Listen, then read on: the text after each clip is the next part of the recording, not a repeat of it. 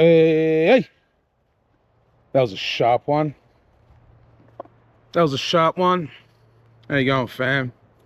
Hope you're doing well today. I'm feeling good, feeling a bit more rested, and yeah, very grateful to be sharing. Very grateful to be sharing, and just really grateful at the responses from over the weekend with the vlog that I did at the Complete Show. I feel like we're on, we're moving forward. You know what I mean?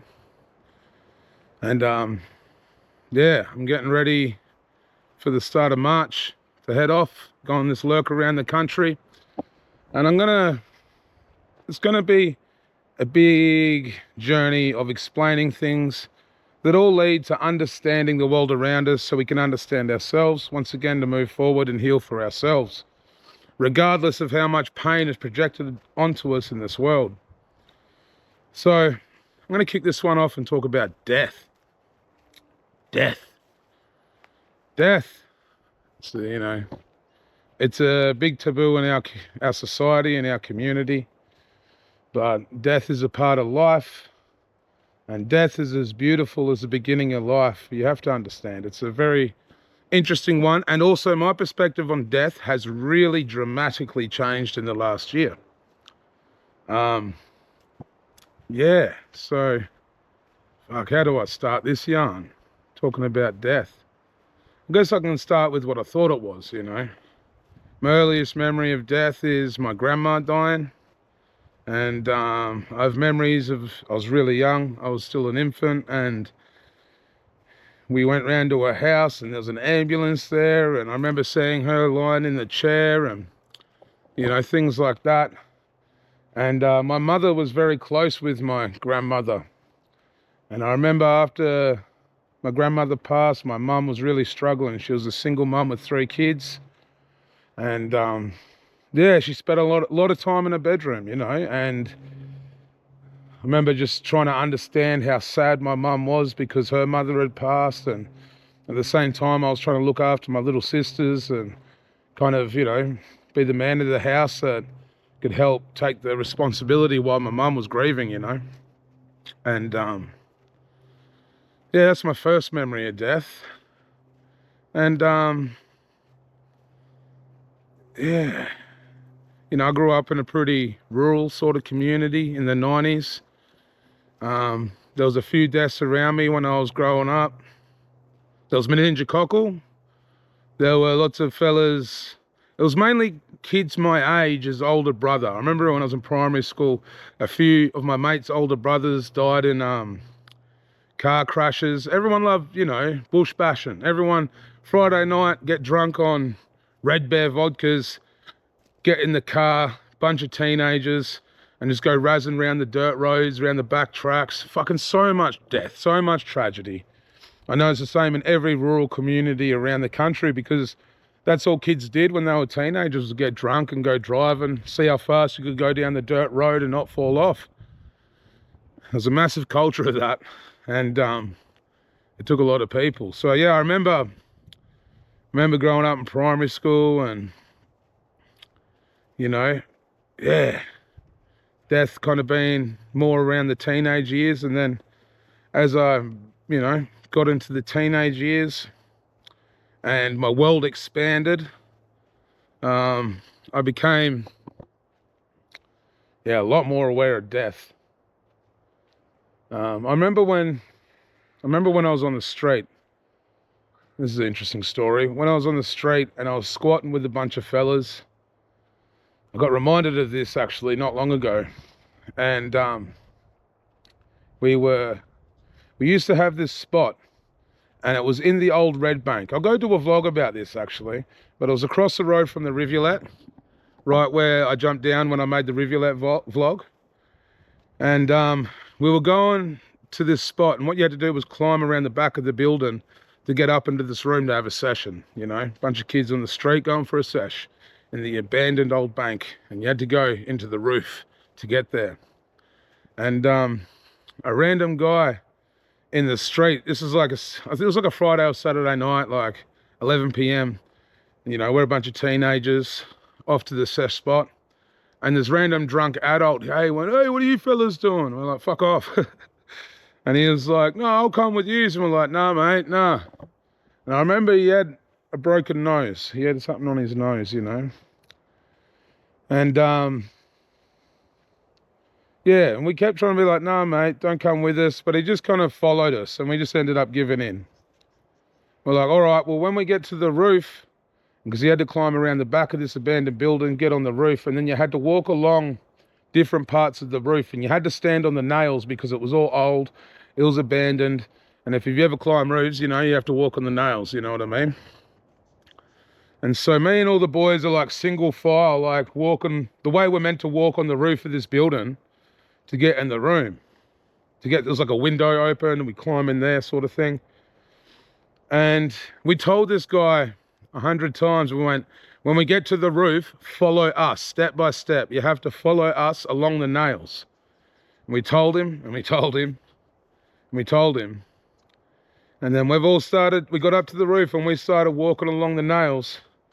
And this guy's just started like running pretty much, just like ba-dum, ba-dum, ba-dum, ba-dum, just across the normal fucking roof. Not along the nails. And then, poof, he's just like fallen through the roof. And we just heard him, yeah, we heard him go down. And mind you, this is a few stories up. It's an old abandoned building with missing floors, beams, all sorts of shit. It was dodgy as fuck. So when he fell to the roof, we heard him hit a few things on the way down, and then, boof, we heard a thud when he hit the concrete at the bottom. And I think it would have been about 3 stories. And at that point, we've all panicked. And we've run back along the nails, down around to the front of the building. And this building was right next to Joe's Garage, which is like a little pub, you know, all car themed. It was pretty well known, like bikey sort of fucking classic little drinking hole, you know. And yeah, so we've run back around Joe's Garage, and we're at the front of this abandoned building, and we're trying to kick the door in because we're all panicking. We're fucking freaking out, you know, a bunch of kids, and this guy's just falling through the roof, and we're like, we don't know what to do. And, you know, half of us are criminals on the run. Half of us have got weed on us and shit, so we're panicking, you know. And then the bouncer from Joe's Garage came around, and he's like, what are you doing? We're like, a guy's falling through the roof. And he's like, oh, I'm going to call the cops. And yeah, so we still tried to kick the door in, and then the cops rocked up and we bailed. And I found out, I can't remember when I found out, but I found out not long after that the guy died, you know. And that's always stuck with me, that one. When I was on tour with Denny, we coincidentally stayed in that building because it's been turned from an abandoned building into a hotel now. And the whole time I was in the hotel, I couldn't stop thinking about him. And hey, it's Fort Pine. We'll go over to Fort Pine. Good old Fort Pine. Yeah. See, when I was in that hotel, 15 years later, and I was thinking about that guy, I didn't know what I know now. About honor spiritually, you know what I mean? But that one's, yeah, something that's always stuck with me. So growing up in Hobart, as I was saying in some of the other ones, you know, by the time I got to my late teenage years, death was all around me. There was suicides, like, rampantly. I had mates that were murdering people. It was like fucking hell, you know what I mean? It really fired up. And there was a lot of death around me. And, yeah, it was full on. Very full on. I look at those couple of years and all I remember is darkness. I might put this GoPro down, see how this goes.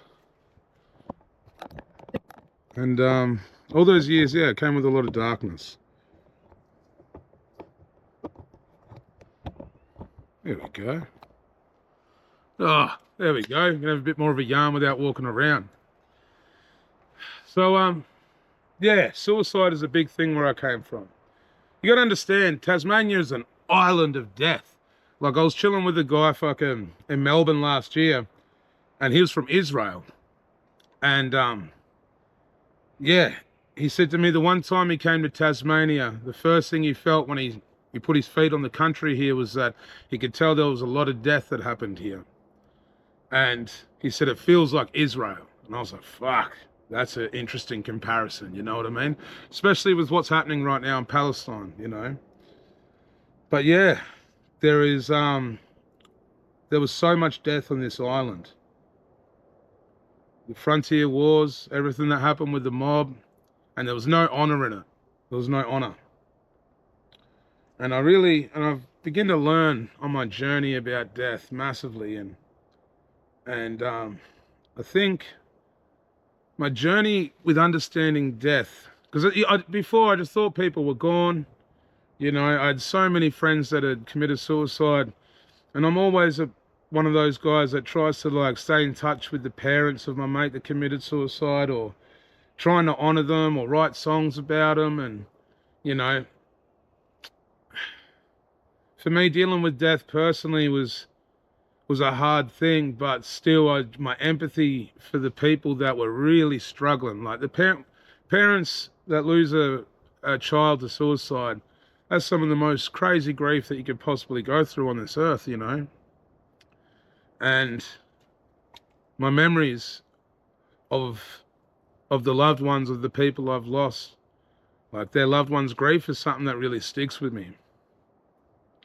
And it's why I want to talk about this sort of stuff, is that, you know, death is a part of life that we've lost a lot of understanding with. I really think that suicide comes from a lack of spiritual connection to yourself.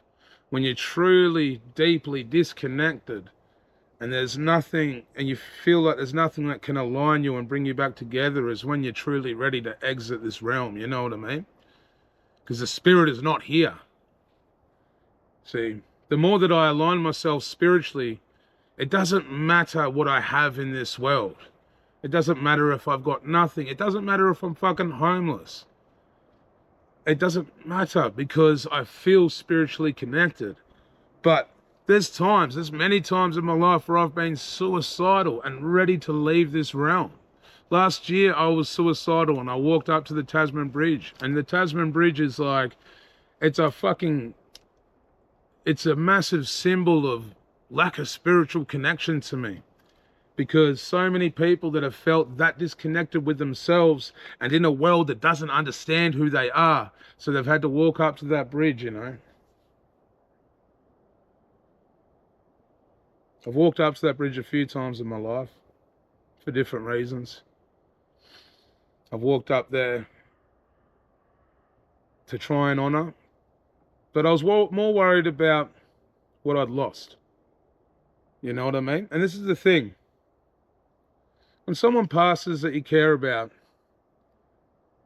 the hardest bit is figuring out what you've lost. Because once again, in this physical realm, we really think that they're not here anymore. And I feel that in our culture, because we're so convinced that they're not here anymore, we ignore hearing their spirit. See, when I was up in last year, so this is after I last went to the bridge, and I was ready. I was at a point where I felt so spiritually disconnected to myself that I found no value living in this realm anymore. You know, in the kingdom of man, I felt no value. And then I went on my journey last year. And when I was up in Northern Territory, in Larrakia country, it's a real name, Northern Territory. Or Northern Territory. Fucking sounds terrible, doesn't it? When I was up in Larrakia country, I was at the fashion awards for the mob up there. And there was an elder that came along and she won an award. She was from a community called Gupawiak, and her name was Auntie Connie. And I was sitting there with 100+ people. And when Auntie Connie came up, she took a deep breath and she closed her eyes and she said on the microphone, "Mum's here now." And at that moment, I witnessed Auntie Connie's mother's spirit enter the realm that all of us were sitting in. It's so hard to explain in literal ways, but you could literally physically see this element of spirit coming in. And the trees were moving, the breeze, it was all one. And I could see sparkles. And the best way I can explain those sparkles, it's like when you're going into a DMT trip, you know what I mean? And everything starts to sparkle and particulate before you kick off to the next dimension, you know? But I was sitting there and I'm dead sober.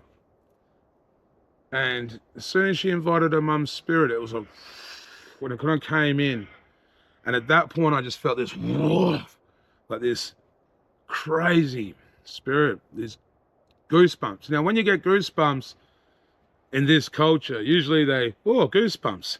Someone stepped on my grave. You know what I mean? It's a fucking weird old saying. And I feel that saying dismisses the spirit that's here now. You know what I mean? Because I think when you get those goosebumps, it's because there's a spirit around. Because when Auntie Connie said, Mum's here now, like, it was convulsing. It was so intense.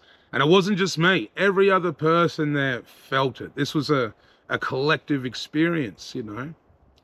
And that's what I realized has been lost so much in this country due to colonization.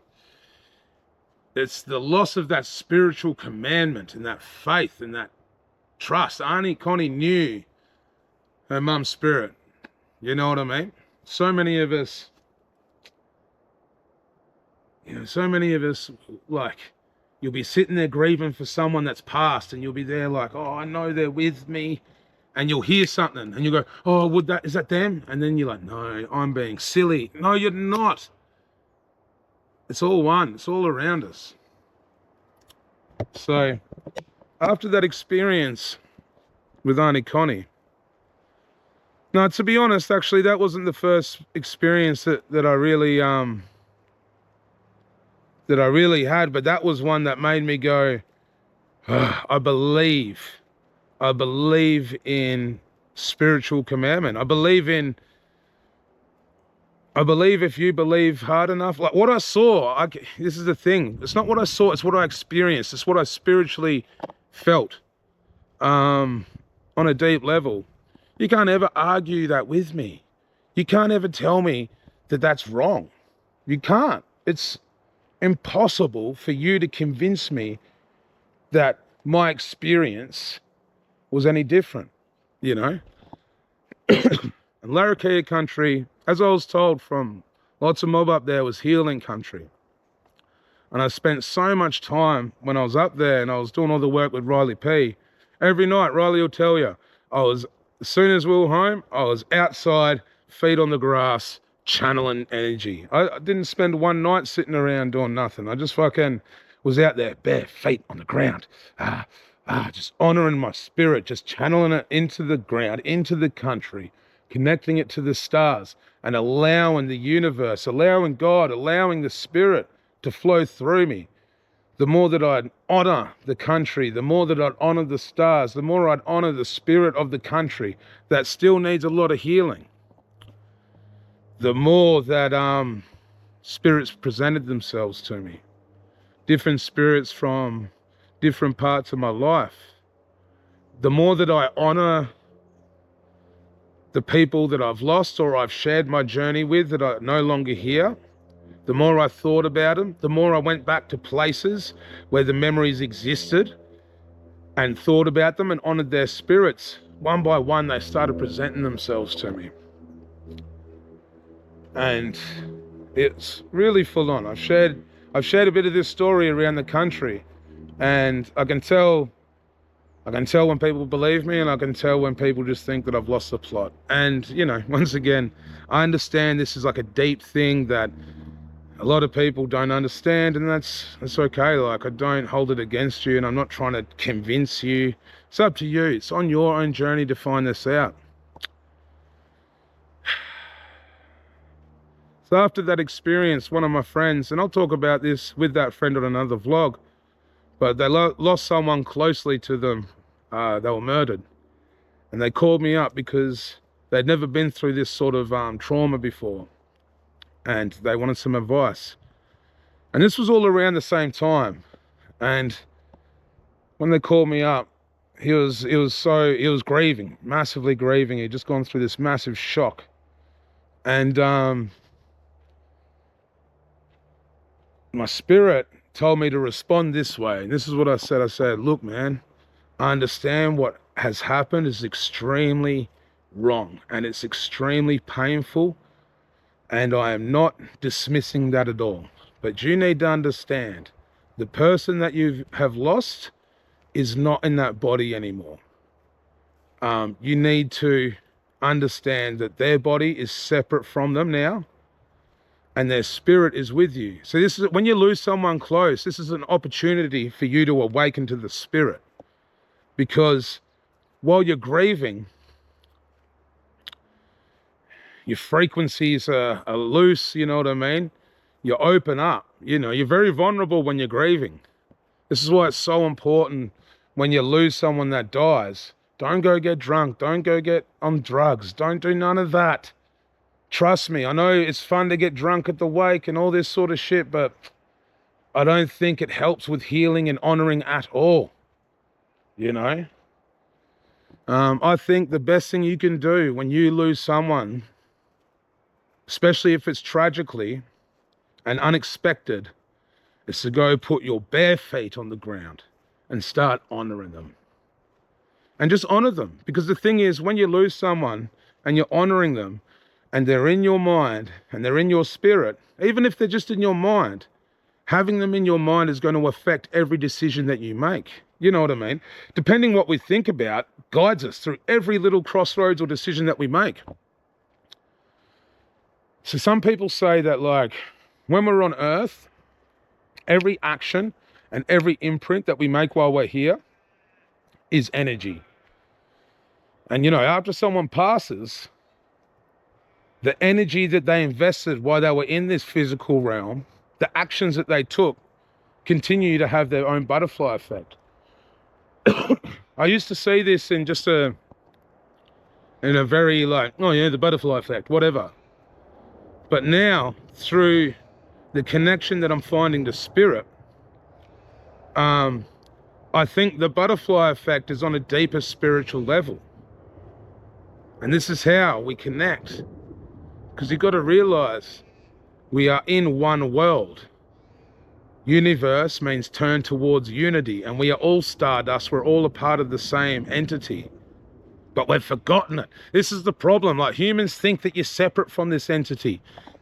You think we're separate from the ground with our feet because we put shoes on, we give ourselves names, we give ourselves titles, we give ourselves class, you know, society, where do we fit in here, all this sort of shit.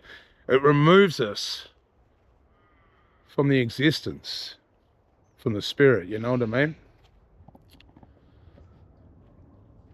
So death, you know, death is a very interesting thing.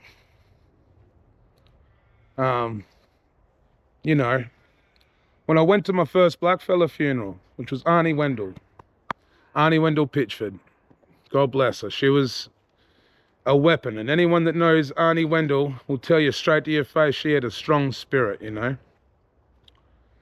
And I was at Arnie Wendell's funeral, and it was really special. It was very special.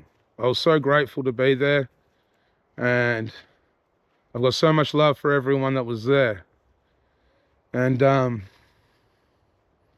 yeah, after that funeral, I felt Arnie Wendell stirring me up. She stirred you up. She was a funny one.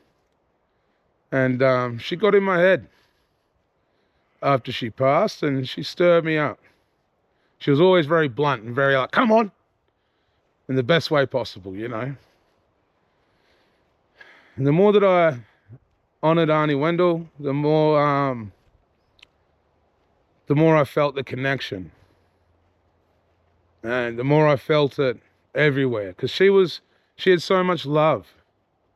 You know, she'd had a hard life, and she was all about connecting people up. That's one thing about Arnie. She was always connecting people up and trying her best. From her little position and where she was at in life, I could tell how many people really valued her. She was such a special woman. And yeah, that was a day of definitely where I was opening up and allowing myself to interpret what was happening around me in a different way. And, you know, the ceremony at her funeral was very special. And, you know, even when we went in to see her, it was very special, and it was different to every other funeral I've ever been to. You know, to be honest, I've never been to that many open casket funerals. Usually it's closed casket, which is an interesting thing because I feel in this culture of hiding the people that have passed, it once again gets in the way of our process. And around, not long after that, I called an old friend that I used to paint with back in the day. He's an absolute legend. We used to paint when we were teenagers. And yeah, you know, as you get older, paths go different ways. And he became a stonemason, making gravestones for a living. And, you know, we didn't talk for years. And, but yeah, I knew that he worked in graveyards. And I was planning a video clip, right? And I was trying to think of a good sort of old school looking graveyard for a video clip, right? And I called up my mate. I said, "Hey, brother, it's been a decade. How you been?" And he's like, "Yeah, good, man." I'm like, "You still working at the graveyard?" And he's like, "Well, actually, over Corona, I got a promotion. Oh, I'm a, what's it called? Fuck, what's the word called? It's fully escaped me. In the middle of a rant, and I've completely forgot this word.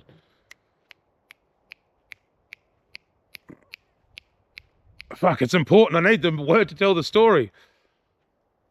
He got a promotion up to a cremator. That's right. Cremation.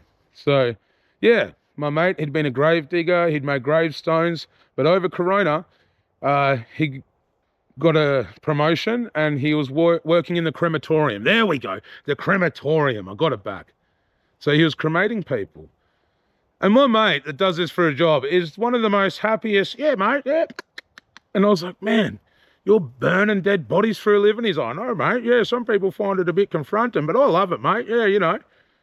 And so I asked him, I was like, "Well, bro, I need to ask you, you know, what is your, with your experience, what is your perspective on death in our culture and the funeral aspect of it and everything?" And he said, "Look, mate, to be honest, it's not going to sound good, but," he goes, "I fucking hate this industry built off death." You know, he says, every funeral home will sit there and try and charge you for the most expensive casket. Really, when you go in, when you've lost someone and you want to go talk to the funeral directors, it's business. Don't worry, they're there to make you... The fuck? Thought I had a bug crawling around in my chest there. You know, when they go in, and no doubt they're there to make you feel okay, and, "Oh yes, we care about your grief, and so this coffin's $20,000, this coffin $25,000, but it's got the little imprint on the handle," you know what I mean? Like, and my mate said that, he goes, "You know, the funeral industry in Australia is based on business." He said these people use the grief of the community to get as much money out of them as possible, so everyone can come stand in the building and look at a closed coffin for a day, because, you know, in this day and age of capitalism, we don't want to see how our food's made, and we don't want to see our dead grandparents after they die. You know what I mean? Don't want to be confronted at all. Less more money, less confrontation. That's what we want in our culture, in our society. I don't want to have to emotionally process anything. I just want to bury it down. You know, bury it down forever. And yeah, my mate, you know, the thing that he found the hardest bit was that he spends more time with people's grandparents after they pass away than they do. Because after the funeral, you know, they get chucked in the crematorium, there's a few backed up, they have to sit there for a few days, you know. My mate's fucking, he's got a list, you know what I mean? Like, and he's there just hanging out with everyone's dead grandparents, while everyone's just at home like, "Oh, I just don't want to deal with it anymore," you know. Because we've lost a complete, because death is such a taboo in our society, we've lost connection with it. And we pay people money to fucking deal with it because it's too full on for us. Wonder why it's too full on for us. You know, you see these societies and cultures around the world where Nan dies, oh, they embalm her and just chuck her in the spare room for the next year and just go give her bottles of Coke. You know, Nan died 8 months ago. You go into the spare room, take a left after the toilet, and there's Nan surrounded by fucking, looking like a mummy out of Egypt, surrounded by lollies and Coke. And everyone's like, yeah, Nan, she's still passing on. You know, it goes for a year and then they might bury her. Some cultures dig up the skeletons and then they, you know, you got like fucking first world countries or third world countries where you find footage of kids burying up their dead great-grandparents and taking selfies. Literally kids with iPhones in third world countries taking selfies with their great-grandparents' skeleton. And they're not triggered at all. They're not confronted by it. You know what I mean? They're just like, eh. You know, it's all about what we're not used to. And, yeah, it's interesting. And I know, like, it brings up some emotions talking about death this comfortably because once again, when people die, and everyone stops honoring them. This is the thing as well, how capitalism ruins this shit. Because in this culture, I guarantee you, and everyone's got one of these stories, oh, Nan died, now everyone's arguing over the will. No one's honouring Nan and all the hard work that she put in for her whole life and her spirit and her energy and the butterfly effect because people are too worried about money. This fake number that doesn't exist. How many families have been broken apart over a will and money? There's no spiritual honour going on. You know what I mean? So yeah, death. You know. I'm very grateful for the experiences I've had. And death is around me on a weekly basis. Whether I know them personally or whether they're connected to someone I know personally. You know, last 2 weeks, 3 deaths, you know what I mean? One was cancer, one was suicide. It's fucking relentless. When you're connected to a lot of people in this day and age, it's impossible not to be surrounded by death.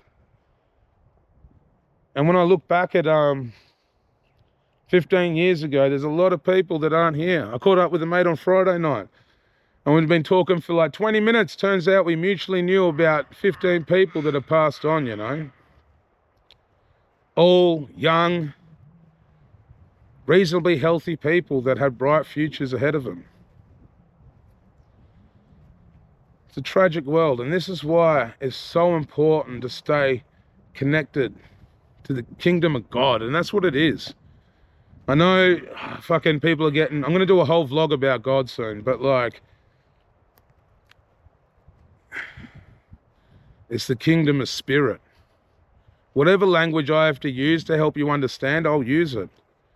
Because I truly believe that, once again, it's all these different words and different indoctrinations and different experiences that are trying to get us to the same place of connection and understanding of the universe. I hated the word God for so long in my life because the pain that I was carrying came from people that carried the word of God. And I thought, well, if you claim to carry the word, how could you fucking hurt me like that, you know? But it took all these spiritual experiences, you know, hanging out with mob. And I know there's so much confliction between the word God and the mob's spiritual belief. And I know this is controversial with a lot of people, but it's all one. For us as creatures on this earth to think that any of us can decide what the spirit is, we're all just trying to figure it out. But as soon as you decide what you know what the spirit is when you put yourself above God, and then you start trying to fucking oppress other people and control them. I'm not trying to control anyone. I think this is the thing what people get confused with what I'm putting out there. You can do whatever you fucking want. It's not up to me. It's not up to me. I got love for you, and I wish you the best. But it's up to you, you know? It's very important that it's up to you to decide how you figure this world out.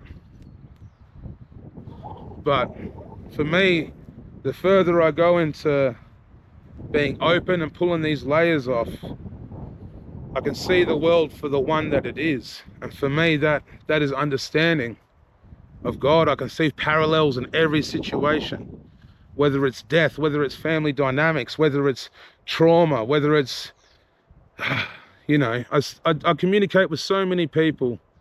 And because I'm so open, the more people are being open with me. And it's beautiful. I got nothing to lose, and I got nothing to take from anyone.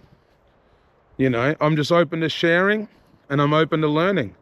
And if you're willing to share with me, I'll do my best to listen and learn, regardless if I agree or not.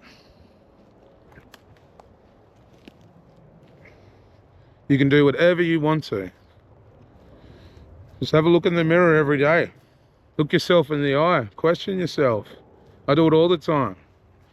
You know, putting all this shit out here, putting all this out to the universe. I've been questioning myself. You know, am I doing the right thing? Am I doing this because of ego? Am I doing this to make myself feel like I'm a fucking cool cunt and my opinion matters? You know what I mean? Like, but I'm just sharing. This is my experience. You can always help me learn, but you can't convince me that my opinion is wrong. You know, and my opinions might be wrong, but I'm only going to change that through learning, not being told. So if you don't want to learn from what I have to share, you're very welcome to not listen. You're very welcome to cut me off if you want. If what I'm saying right now to you is more important in a confronting way than you actually caring about my well-being, then once again, it's up to you to figure out where you're at. It's not up to me. I wonder what this little hill over here is.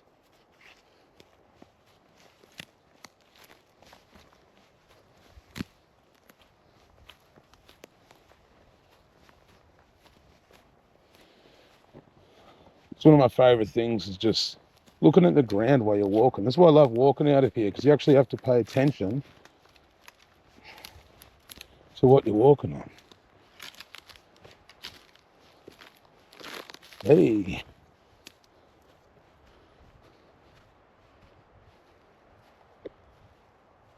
Hey, little butterfly. Love the butterflies in this forest.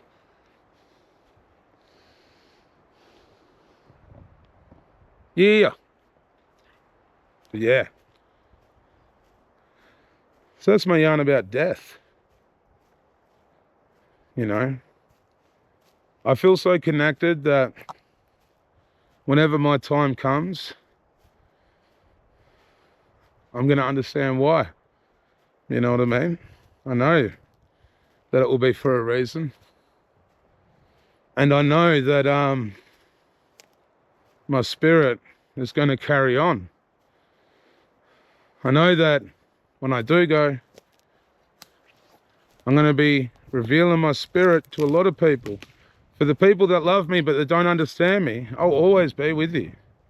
When I pass, and if I've affected your life in a positive way through the energy or the spirit that I've been putting out there, just honor me. Just talk to me. And I'll make sure that I'll show you, you know what I mean? If you're honoring my spirit and my physical realm isn't here anymore and my spirit is free, I'll pop up, I'll show you.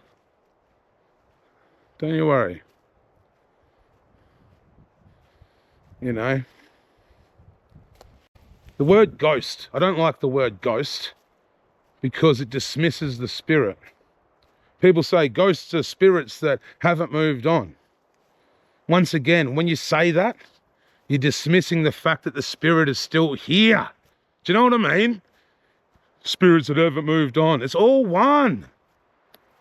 You don't get to decide who goes to heaven and hell. It's up to God. You know what I mean? You can't decide if all the good spirits go to heaven and then the ghosts stay here because they haven't. It's all one. There's dark spirit and there's good spirit. There's spirits that have been hurt. There's spirits that haven't been honored. That's what ghosts are. Spirits that haven't been honored. So honor the spirit. Yeah, you can think I'm crazy, but I know this. You can't really argue it with me. I've had that much experience now and understanding that, yeah, I feel good. And I feel in my mind like so clear in what I'm saying. There's a big rabbit. But yeah, much love, fam. Hope you enjoyed that one. I'm getting ready to fire it up. This journey's just beginning. And I appreciate you guys. And my bad if I sometimes say the same shit or connect the same dots. You know, it's hard to have this sort of feeling and understanding that I do of the world around me and then articulate it. That's what I'm really trying to do. My best is just allow it to flow through me. Flow through me with love.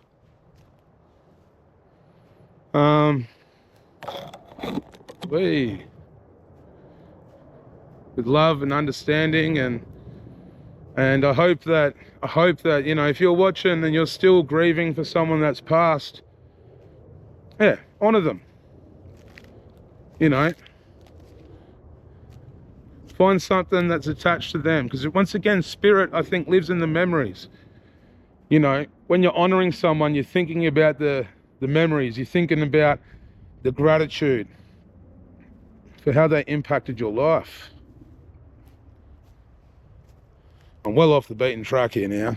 Just in full no man's land.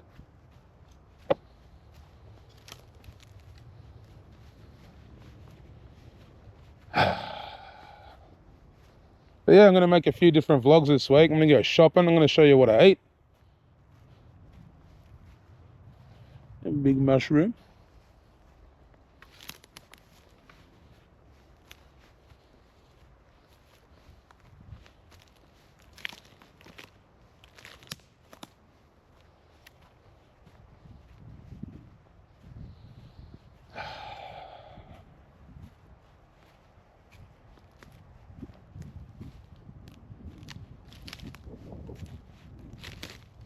Hey.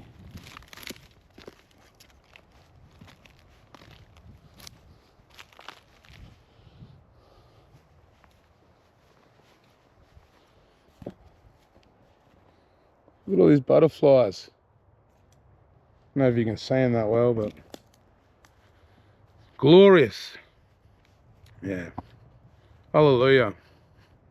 Honestly, the revelations that are happening every day, the more that I channel this energy and the more that I put it out to the world, and the more that, you know, can't wait to catch up with some friends and keep doing some vlogs. Like, I'm really glad that, you know, you guys enjoyed the one with Shelley. You know, I love that fella a lot. He's been a very good, loyal friend to me over the years, and I'm going to catch up with all the real ones, the ones that I'm still connected with, for where they're at on their journey. I want to give you guys some perspective, you know, especially with my mates that we've rapped together for over 10 years. You know, we changed the world around us with our words. You know what I mean? You got to understand that. When I met some of these guys, we were just kids. And now we've built worlds around us. You know, Complete's gone from me and him sitting on the balcony at Cortex's flat to performing at sold out shows together, you know. And this is the power of words.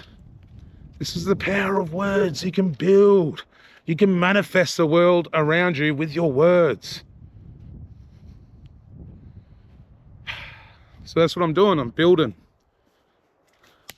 And this is what the connection is. It's staying connected to self first. Because once you get properly connected to self, you're connected to God and you're connected to everything good. And that's the laws of attraction. God is good. You know what I mean?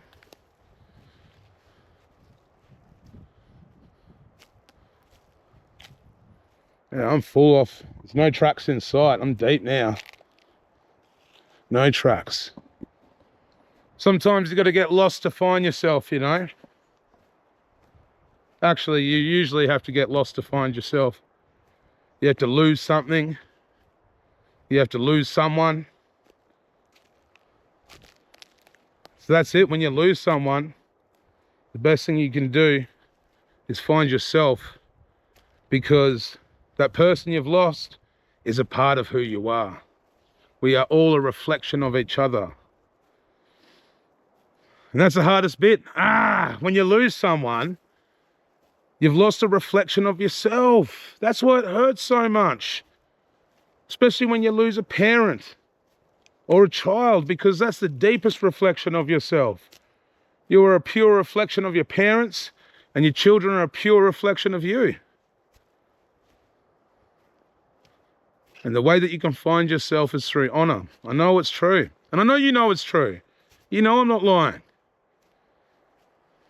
I'm not like, I know this. You know what I mean? You can't actually argue with me. You might have some different language to explain it. And once again, it's up to you. I'm not trying to preach. I'm not trying to tell you what to do. It's up to you. This is just my understanding. You can choose to listen, and I hope that what I share can help you on your journey. I just want people to understand the world around them and feel empowered. And the thing is, I feel empowered by every person I've fucking lost, because they're with me now. That's what you got to understand. Your loved ones that you lose, they want you to thrive. They want you to do best. But if you keep ignoring their spirits, they're not going to help you. But if you honor their spirit, I guarantee you, your loved ones that you've lost will help you get to a better place. They'll help you heal. They'll help your life improve. It's true. I've seen it happen too many times. You know, I'm going to tell some stories on this journey in this vlog that will literally show you receipts for this shit. Like, you know, me and a few mates, we got receipts now. You can't convince us otherwise. God has worked so magically in our life, and that's the spirit. That is all one. And this is the thing, like, when people say individual spirits go to heaven or hell, they're dismissing God. That's what I think. They're dismissing fucking God. Because we are all one. The good and the bad. You know, God's not interested in your suffering.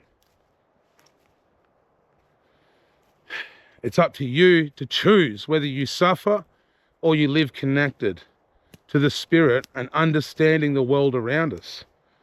Because, once again, when you're connected, there is no suffering, regardless of where you're at. Whether you're in jail, whether you're in fucking anywhere. You know, I'm very mindful of, like, Israel and Palestine while I'm having this fucking conversation, because once again, that's a fucking religious war. You know, no one has the right to say that they are God's people. That's fucking bullshit. We are all children of God. And Israel, they've got some shit to sort out with upstairs, because I know that ain't God. They have no right to fucking, you know, and I'm not extremely educated in that scenario. So before we start talking about Hamas and Israel and all that, it's fucking complicated. But for a lot of people that apparently care a lot about God, they seem to be trying to take the control and not giving it to God. Allow God to work. And that's what I'm doing. It's how I have to understand the world. You know, a big part of Stoicism is only focus what you can control. Because if you think you're God and you can control everything, that's where you end up miserable. That's where you end up disconnected. You can't control shit but what's around you. Think about your own spirit. Think about your energy and how you can contribute that to the world around you. That was a good yarn. That was a good vlog. Thank you for listening, fam. Thank you for holding space. And I really hope that what I can share can like help you on your journey. Because there's so much fucking death around us. And there's so many people disconnected to it. Especially when it comes from fucking traumatic situations and tragic situations and addiction and violence. You know, it's full on. And the more that we get connected to our own spirit and understand this, the more that we can heal ourselves and not continue to keep adding pain to the world. There's a lot of people that have hurt someone because they lost someone. But maybe if they were processing the grief properly, they wouldn't feel so disconnected and they wouldn't have hurt that person. Can you see how this all connects? You know what I mean? This is what we have to do for our entire environment around us. I know I'm speaking lots of different things and I'm connecting all sorts of dots. Some people don't understand and go, no, well, how's that? But this is how my brain's working. This is how I see the world around me. And the more people at the moment that question if I'm crazy, the more solidified in my view and my perspective I am. Because I really see that, you know, these people that are asking if I'm okay, a lot of them are just very normalized with carrying the pain that they have, and they aren't doing the process, and it's okay.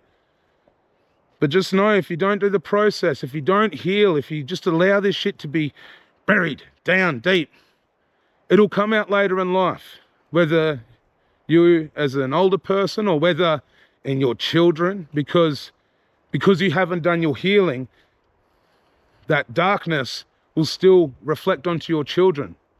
This is the thing. No one's free of this shit. And if you ignore your problems, you don't process them, you don't let them out, and grief is a big part of all of our problems, then they manifest in different ways. And yeah, they'll manifest in your children, and it could even manifest in your children's children. Some of this truth that I'm speaking now, I'm speaking it for the fact that my granddad, my mother's father, was so emotionally unavailable that it definitely had a butterfly effect that affected my whole family. It affected my mum, it affected my aunties, and then it's affecting me, and then it's affecting my cousins. If you don't take accountability for this shit and actually talk about the healing, make things better, especially like while people are still here. You know, when people are still here and you have a chance to get in healing, do everything you can. And if they refuse to heal while they're still in this realm, then talk to them spiritually. Because once again, if they are refusing to heal because they're in that much pain, because of the kingdom of man and what they've really suffered from this world around us, that moment that they're finally free from their physical realm is probably when they can do the healing the most. And you know, I know so many people that haven't got a chance to, you know, mend the bridge with their father before their dad passed. But I know people that have managed to forgive their fathers after they've passed. My dad is one of them. The reason why I forgave my father was because my father had to figure out how to give my grandfather forgiveness while he wasn't here. And it took my dad decades to build that up, to find the spiritual strength to actually talk to my grandfather's spirit and get that healing. And once I figured out, let's get back around here. Once I figured out that my dad had the strength to help forgive his father, either know that my grandfather wasn't around, and my father had to talk to him on a spiritual level to find that forgiveness, is when I forgave my dad properly. Because my dad taught me about, he showed me, he's like, I don't want you to repeat this shit, you know? So my dad had to, yeah, find his forgiveness in my grandfather's spirit. And he couldn't do that by just sitting around in the kingdom of man looking around him. He had to go inside. He had to go deep. And that's how I helped forgive my father. You know, at the end of this year, my father's going to come over to Tassie. And me and my dad are going to catch up. We're going to talk a lot on these vlogs about it all, because my dad is a very spiritual person. He just finished writing a book, and writing a book with one of his mates from Nigeria that he's got online. I'll put a link to the book in the comments. If you want to read my dad's book, please do. You might find it hard to understand some of the language at first, and trust me, it took me a long time to understand it as well, but yeah. Hello. It's all pretty special, you know. So that's it. Much love, fam. I hope you're processing. I hope you're dealing with what's happening in your world, and I hope that what I've shared today can help you. And if not, hope you've enjoyed the vlog. Peace, fam.